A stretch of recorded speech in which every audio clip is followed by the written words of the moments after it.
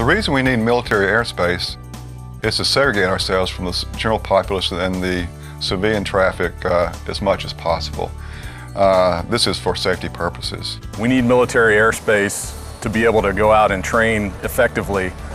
We need it to execute the way that we're going to execute in a theater of operation.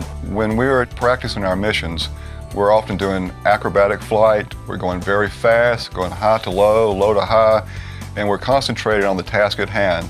In training, if the airspace is too small, we're constantly worried about being safe within the airspace and not concentrating on the task we're to perform.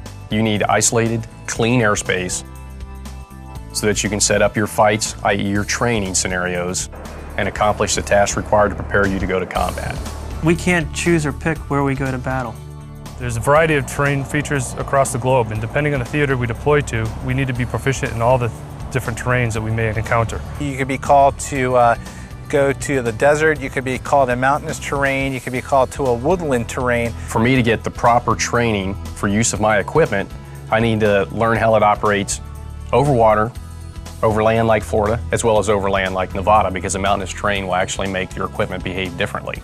We need a wide array of different types of military airspace to train in. We need military operating areas, which allow us to practice our air-to-air training skills. The size is determined by the mission we're practicing. Air-to-air engagements, you like to start out beyond radar range, beyond visual range, so you can work your tactics from beginning to end, because if you went into combat, the enemy is going to be beyond your radar range when you start.